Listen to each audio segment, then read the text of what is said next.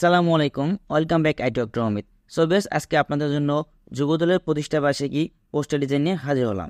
So আপনারা এই পোস্টারটি mould phone দিয়েই তৈরি করতে পারবেন। সো এই পোস্টারটি তৈরি করতে যে রেডিমেড পিলিপ ফাইলটির প্রয়োজন হবে সেটি ফ্রিতে পেতে হলে আপনাকে অবশ্যই প্রথমে ভিডিও থেকে 4 সংখ্যার পাসওয়ার্ড সংগ্রহ করতে হবে। পাসওয়ার্ডগুলো ভিডিওর মাঝখানে স্ক্রিনে শো করবে, সেখান থেকে সংগ্রহ করে নেবেন। এরপর ভিডিও ডেসক্রিপশন বক্স থেকে পিএলপি ফাইল ডাউনলোড লিঙ্ক, এই লিঙ্কে ক্লিক করে পাসওয়ার্ডের মাধ্যমে এই ডিজাইনটি পিএলপি ফাইলটি ডাউনলোড করতে হবে। এরপর pixellab মোবাইল অ্যাপসের ভিতরে ঢুকে এই পিএলপি ফাইলটি অ্যাড করে আপনার নাম, ছবি, অনন্তত্ব পরিবর্তন করে মাত্র 2 মিনিটে এরকম সুন্দর একটি পোস্টার তৈরি করতে পারবেন। সো বেশ, চলুন দেখে নেওয়া যাক কীভাবে আমরা ডিজাইনটি এডিট করব।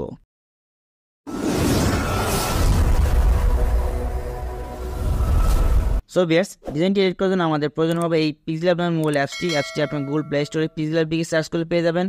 এছাড়া ভিডিও ডেসক্রিপশন বক্সে লিঙ্ক দিয়ে থাকবে, সেখান থেকে ডাউনলোড করতে পারবেন। সো অ্যাপসটির ভিতরে আসার পর আমার প্রথমে উপর থেকে 3 ডট এই অপশনে একটি ক্লিক করব। এরপর নিচ থেকে ওপেন পিএলপি ফাইল এখানে একটি ক্লিক করব। সো এরপর উপর থেকে ডট পিএলপি এখানে একটি ক্লিক করব। সো বেশ, এরপর দেখতে পাবেন আপনাদের ফোনের file manager download folder select করা হয়েছে।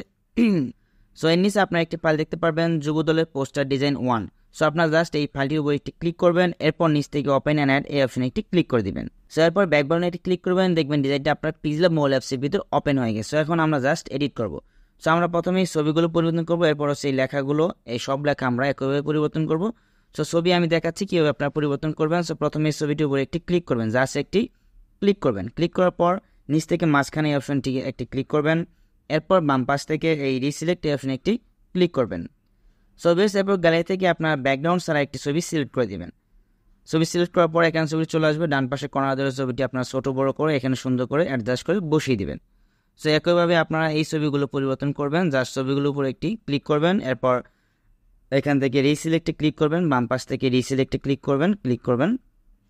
এরপর গ্যালারি থেকে আপনার নেতাদের ছবি সিলেক্ট করবেন। সিলেক্ট করার পর এখান থেকে স্কোয়ার যে অপশনটি রয়েছে এখানে একটি ক্লিক করবেন। এরপর ডান পাশ থেকে সার্কেল অপশন একটি ক্লিক করে দিবেন। এরপর এখান ধরে আপনারা যতটুকু রাখতে চান একটা ছবি এভাবে সিলেক্ট করবেন। সিলেক্ট করার পর টিক মার্কে ক্লিক করে দিবেন, দেখবেন ছবিটা এখানে চলে আসছে।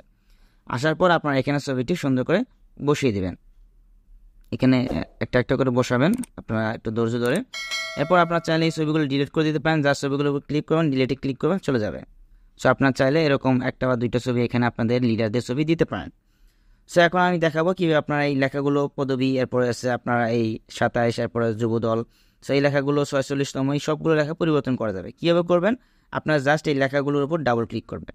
সো ডাবল ক্লিক করার পর আপনাদের এখানে নাম পরিবর্তন করবেন, লিখবেন। লিখার পর এখান থেকে ওকেতে ক্লিক করবেন, দেখবেন নামটি পরিবর্তন হয়ে গেছে। এরপর ছোটো বড়ো করে এখানে বসাবেন।